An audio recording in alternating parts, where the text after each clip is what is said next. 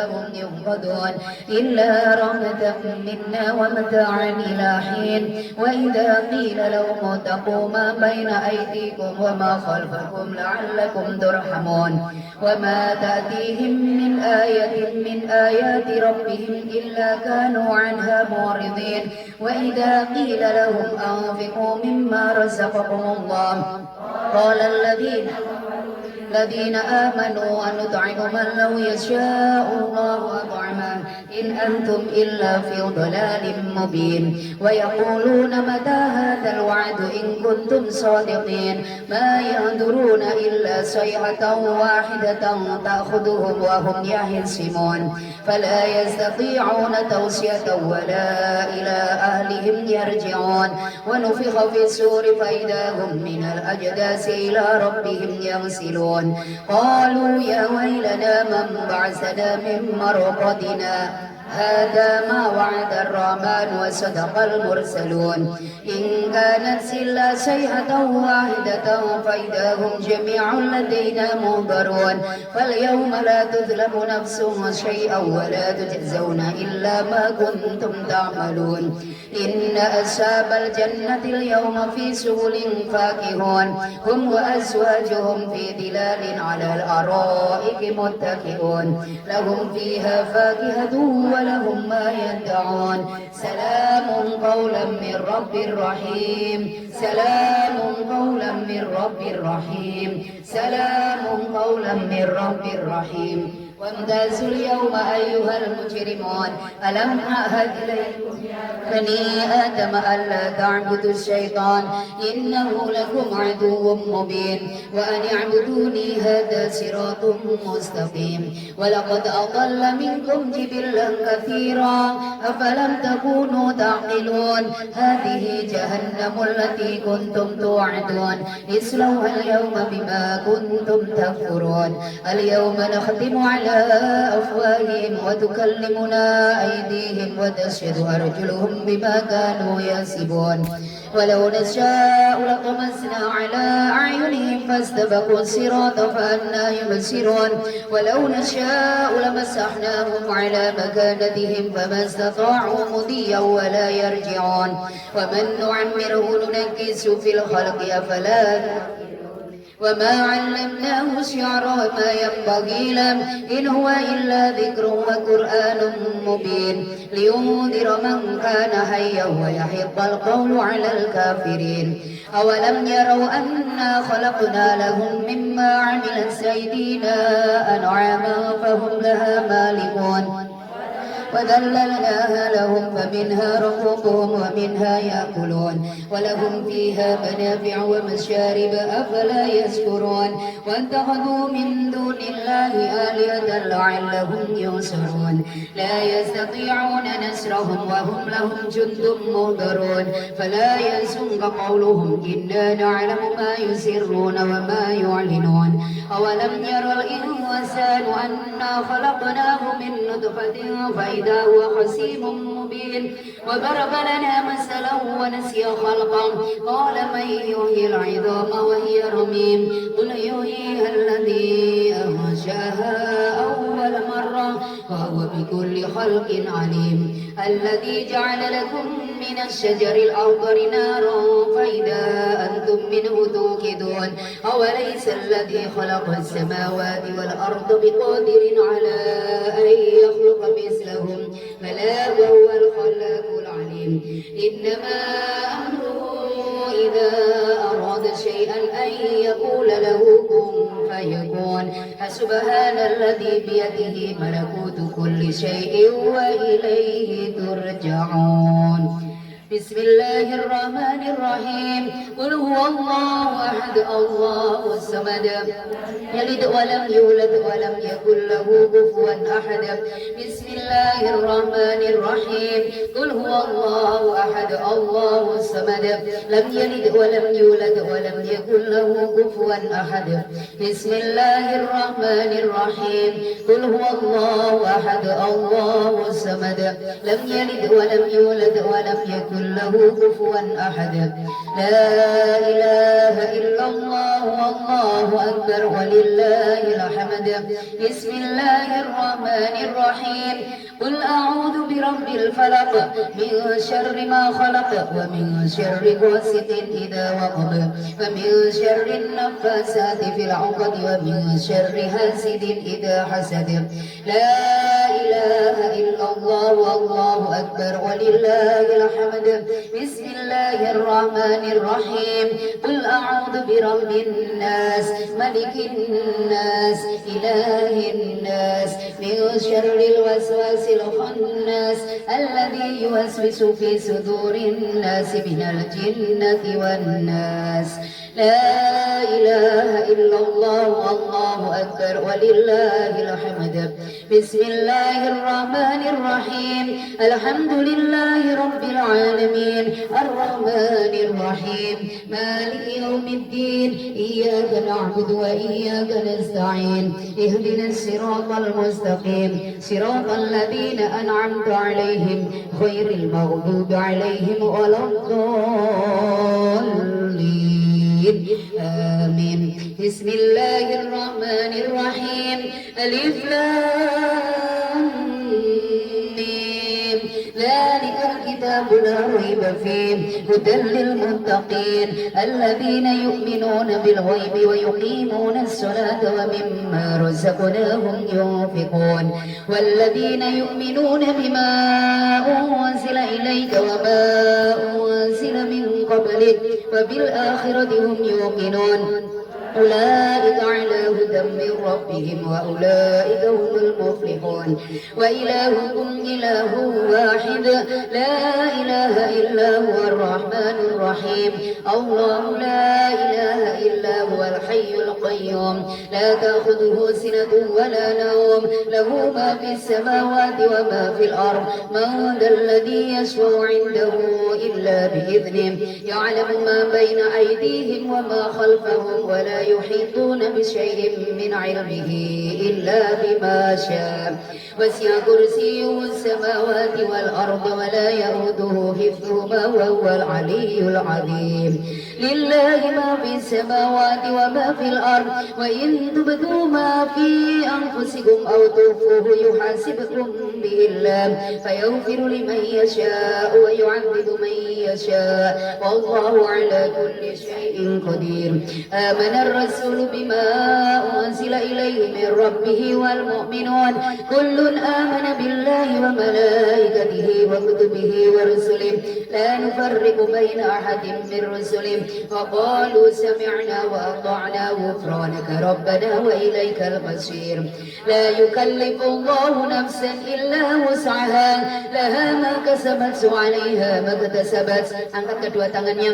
Rabbana la tu'akhidna in nasina aw akhtana ربنا ولا تحمل علينا إصرا كما حملته على الذين من قبلنا ربنا ولا تحملنا ما لا طاقة لنا به واعف عنا واغفر لنا وارحمنا واعف عنا وارحمنا واعف عنا واغفر لنا وارحمنا واعف عنا واغفر لنا وارحمنا واعف عنا واغفر لنا وارحمنا واعف عنا واغفر لنا وارحمنا واعف عنا واغفر لنا وارحمنا واعف عنا واغفر لنا وارحمنا واعف عنا واغفر لنا وارحمنا أنت مولانا فانصرنا على القوم الكافرين برحمتك يا أرحم الراحمين.